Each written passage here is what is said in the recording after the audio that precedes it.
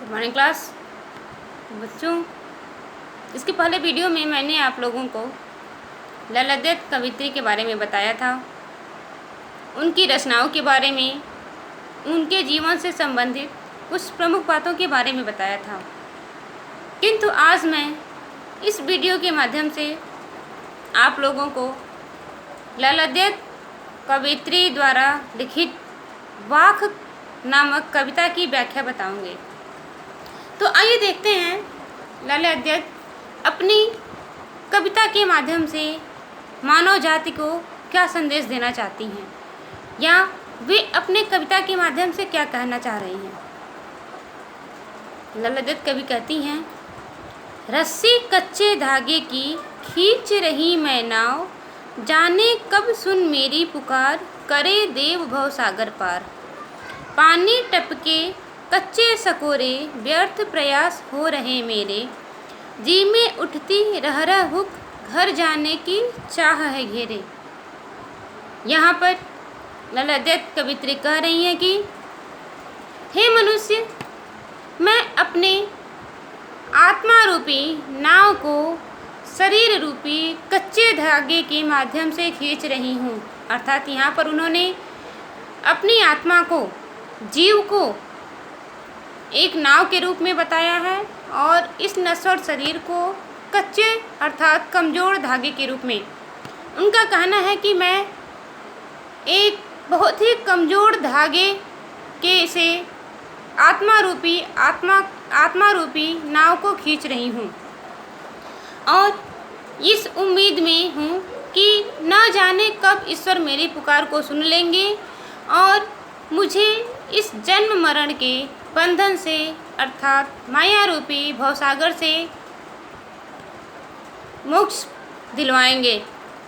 यहाँ पर उनका कहना है कि ईश्वर की भक्ति मैं करते हुए अपने शरीर रूपी कच्चे धागे से आत्मा रूपी नाव को खींच रही हूँ, अर्थात अपने जीवन को मैं इसी उम्मीद के सहारे चला रही हूँ, आगे बढ़ा रही हूँ कि ईश्वर एक न एक दिन मेरी पुकार को सुनेंगे और इस जन्म मरण के बंधन से, इस मोह माया रूपी संसार से मुझे मोक्ष प्रदान करेंगे, मोक्ष दिलाएंगे। पानी टपके कच्चे सकोरे, व्यर्थ प्रयास हो रहे मेरे। अर्थात जिस प्रकार कच्चे मिट्टी के बर्तन में, अर्थात मिट्टी का जो बर्तन है उसे यदि आग पे न पकाया जाए, केवल उसे एक बर्तन के सांचे में डालकर उसे प्रयोग में लाया जाए तो वह बहुत ही कमज़ोर होता है। उसी प्रकार यहाँ पर कवित्री कह रही है कि मैं एक कच्चे मिट्टी के घड़े में पानी भरने का प्रयास कर रही हूँ, जो कि मेरे सारे प्रयास व्यर्थ जा रहे हैं, क्योंकि उस कच्ची मिट्टी के घड़े में से पानी रिस करके बाहर निकल जाता है, यानी वो बह जाता है। और मेरे हृदय में बार बार यही हुक उठती है, यही आह उठती है कि मैं अपने घर चली जाऊं, अर्थात मुझे ईश्वर का शरण प्राप्त हो, ईश्वर की भक्ति प्राप्त हो, मुझे ईश्वर के दर्शन हो और ईश्वर मुझे इस जन्म से मोक्ष दिलाए, इस जन्म मरण के बंधन से मुक्त करे। आगे कहती हैं, खा खा कर कुछ पाएगा नहीं, न खाकर बनेगा अहंकारी, सम खा तभी होगा समभावी, खुलेगी सांकल बंद द्वार की। यहाँ पर कवित्री कह रही है कि खा खा कर कुछ पाएगा नहीं, न खाकर बनेगा अहंकारी, अर्थात इस शरीर और इंद्रियों का भरण पोषण करने के लिए तुझे कुछ न कुछ नहीं मिलने वाला। अर्थात हे मनुष्य, तुम इस शरीर की देख रेख, इसकी सुंदरता को बनाए रखने के लिए, अपने शरीर को स्वस्थ रखने के लिए हमेशा खाने पीने की व्यवस्था करते रहते हो, लेकिन इस शरीर का भरण पोषण करने से तुम्हें कुछ नहीं मिलने वाला, बल्कि तुम घमंडी ही कहलाओगे। अगर तुम्हें कुछ प्राप्त करना है तो अपनी इंद्रियों को अपने बस में रखो। हे मनुष्य, यदि आपको कुछ भी प्राप्त करना है, ईश्वर की भक्ति प्राप्त करनी है, तो अपने इंद्रियों को अपने बस में रखो तभी आप ईश्वर की भक्ति को प्राप्त कर पाएंगे और आपके लिए मोक्ष के द्वार खुलेंगे। यदि आप केवल इस संसार में फंसकर, मोह माया में फंसकर अपने इस नश्वर शरीर की देखरेख करेंगे तो आपका यह जीवन व्यर्थ जाएगा और आपको ईश्वर की भक्ति नहीं प्राप्त होगी। अतः हे मनुष्य, ईश्वर की भक्ति प्राप्त करना अत्यंत आवश्यक है। आगे कवित्री कह रही हैं, आई सीधी राह से गई न सीधी राह, सुसुम सेतु पर खड़ी थी बीत गया दिन आह, जेब टटोली कौड़ी न पाई, माझी को दू क्या उतराई।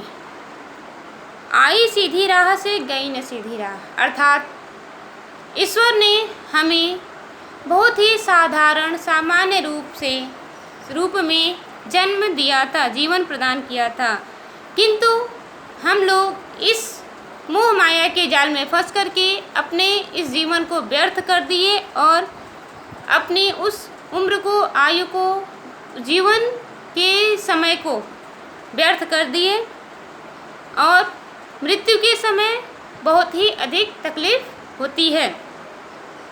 सुसुम सेतु पर खड़ी थी बीत गए दिन माह, अर्थात